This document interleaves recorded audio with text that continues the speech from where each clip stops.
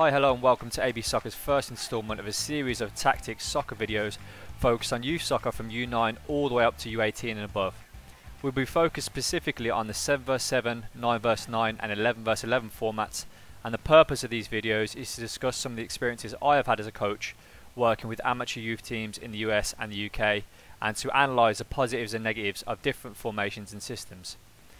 Hopefully this can be a help to some grassroots coaches who are maybe new to taking over a team and are in the early stages of their US soccer development.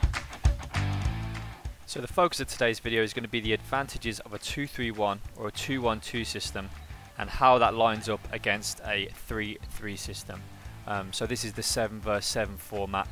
We've got two teams here. We've got a team in the yellow, a team in the red. We have the 1-3-3, as you can see here. You've got the 3 defenders on the yellow team and the flat 3 attackers on the yellow team as well. The red team is set up with 2 at the back, 1 that's in the hole in the middle, and then you've got the 3, you can call it the 3 or the 2-1 a bit further forward in attack. So we're just going to talk about some of the advantages of how this system, the 2-3-1 system on the right, can work against the system on the left. So I've been coaching 7-a-side, U9-U10s, U11s, girls and boys for the last 2 years. So I have actually had a chance to experiment with a couple of these different systems. Initially we started out with this 3-3 system that's on the left, and I ended up progressing to the 2-3-1, or sorry, the 2-1-2-2-1 that you see on the right, just because I found that I had a lot more advantages. Even if you haven't got quality players, you can still make things work in this system on the right hand side. So advantage number 1 that the 2-1-2-1 has over the 3-3 is that it has a better shape. So the 2 at the back, you need 2 strong players at the back. So the number 2 and the number 3, they need to be strong players, as does the 4. I think that's the most important thing about this system, is you have to have a strong player in the middle because they're going to be doing most of midfield work on their own, and the 2 at the back, if they're left to play up against 3 strikers, you're going to hope that they're going to be able to contain that. Mainly a lot of what I've seen is a lot of youth soccer. It is played in the sort of middle of the park mainly. You don't really get players at the amateur level that are good enough to sort of dribble the ball down the wing and play a ball across the box. You do get some teams that maybe will coach specifically to try and target those areas, to try and target the wide areas, but by what I've seen working with the youth teams at sort of U9-U10 levels, is that this is unlikely, and it doesn't happen as often as you'd think. So I like to pack out the middle in my 2-1-3, my 2-1-2-1. So this is try and keep it as narrow as possible. And the reason that I like this player in the middle here is because when the yellow team push forward, so what you find a lot is in youth teams is the defensive 3, they're very rigid, and I think a lot of coaches tell their defensive 3, to try and stay in the line. Your defenders, so you need to stay back, and what you get is you leave a huge hole in the middle. This is what I saw the first time I came to US. I saw a huge hole between the offensive 3 and the defensive 3. So that creates a problem, because if I've got my 2-1-2-1 system, let's say my 4 has dropped back in to help out the back 3, as I'd like him or her to do. I like to have my 6 stay high, and usually what I've tried to coach some of my players is I don't want my attacker standing on the defender. So I want my attacker standing in that gap. So when the ball, for example, if the yellows lose the ball there, I'll probably want my 7 helping out here because the ball's on this side. So when the ball's on that side of the field, I want my right-sided player dropping in. My left-sided player, I can probably have a bit higher. Even if their defenders do push them a little bit and they leave 1 at the back, but that ball then, if it's played into the middle, whereas if it's played into this area here, if we can get a player that turns on the ball, we can also create a chance going forward in these positions. So now we might have players that are a bit wide, defenders that are a bit wide, so we're trying to almost create like a 3-on-1 situation. So, you know, it doesn't always happen this way, but what I found is that that area in the middle can be exploited in a 3-3 because of if the yellow attacking players don't understand that they need to be helping out defensively as well. Sometimes this can be taken advantage of. Advantage 2 of the 2-3-1 system, or the 2-1-2-1 system, is that I find it's easier to coach wide players, well, especially wide players, on this sort of defensive and offensive responsibilities. So that means that when we're going forward, so if we get into a position where we've got the ball in a forward position, I'd have my 2, so my number 2 and my number 3, I'd have them as my last line of attack. I'd always want to try and be in the opposition's half. I never want my 2 defenders sat back here, because once again that opens up that gap that we spoke about in advantage 1. So that opens up a gap for us there. We do not want that big gap. We want to stay nice and compact as a team. Even when we've got the ball in their half, we want to try and pen them in. So if we do lose the ball, we can try and win it back as quickly as possible. So the spaces between our players are always as short as possible to try and counter-attack that ball. So try and counter-press when we lose the ball.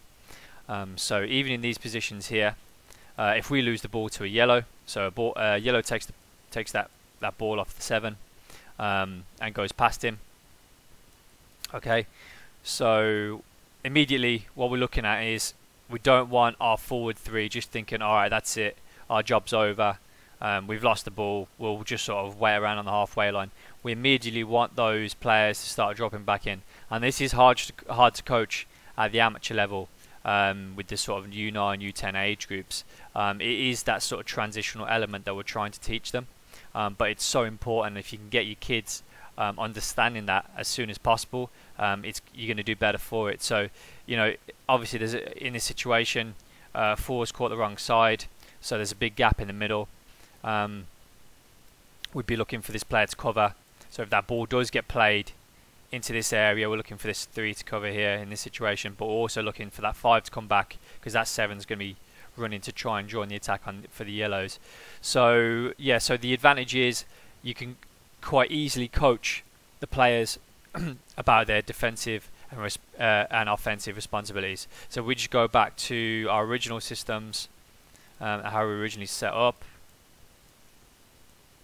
So in the 3-3, as I touched on with the first advantage, is a lot of the time there's that kind of that idea that defensive players don't have to do offensive work and the offensive players don't have to do defensive work, and it's sort of like, right, I'm defense, you're offense. I think that's something that we as coaches need to get out of the habit of.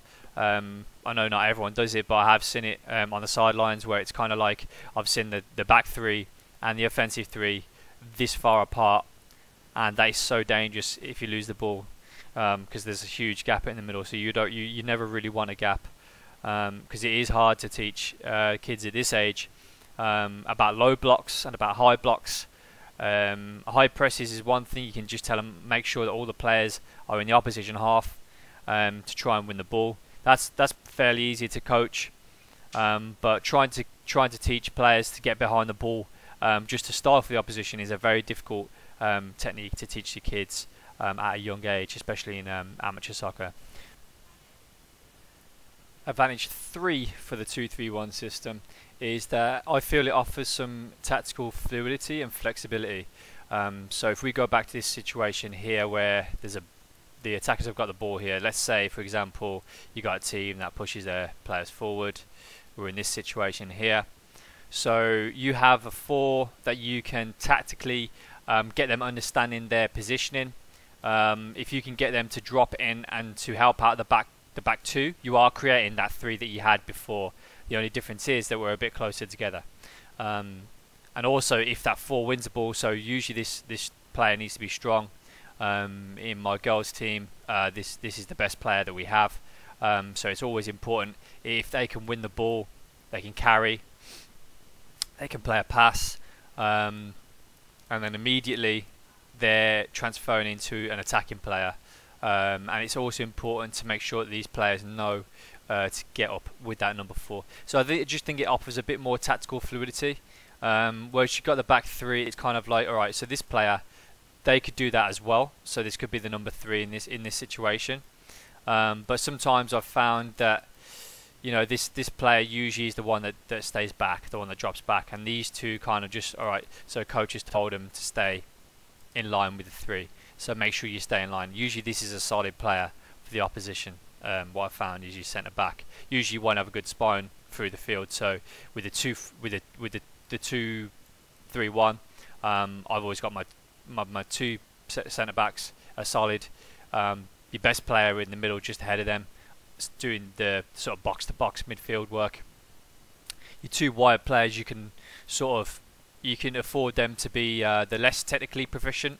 But as long as they understand the game and they understand where they should be, and they should understand their sort of offensive and defensive principles, you can get away with it.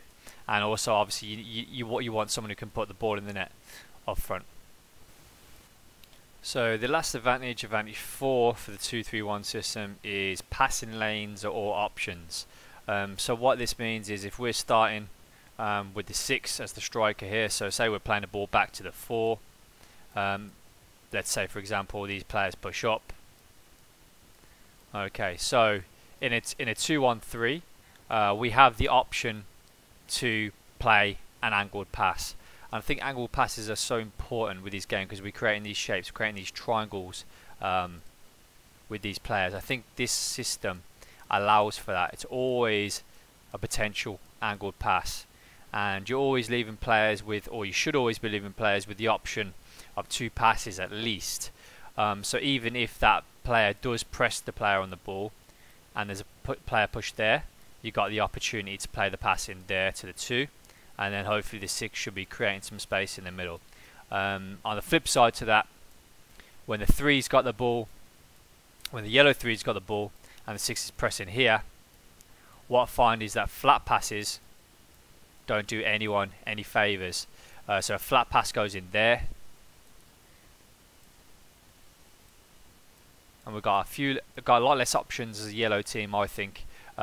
You two passes, so your flat pass back to the 3 has probably been cut off. If you've got a clever striker, they might try and block off that pass.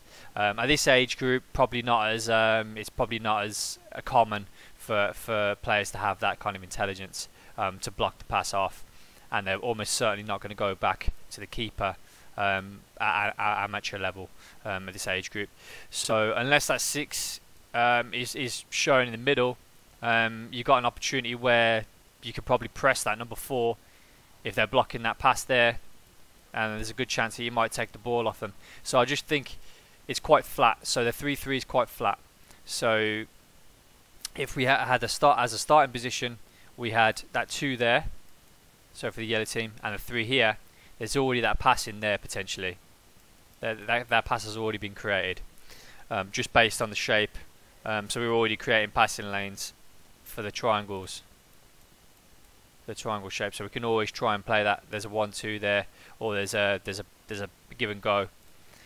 So I just think that's another advantage that we can use in the 2-3-1. And what I find also is if we just go back to the original positioning, so let's say for like that, what I find is when obviously this player is going to be playing with a back to goal quite a bit. So when that ball gets passed into there, this player is going to receive with her back to goal or his back to goal. We don't want as a team to have that in all 3 players. Obviously that player might be there, so let's say in our 2-3-1 our 4's pressed up on the 6, so they got the back to goal, so it's quite easy to mark.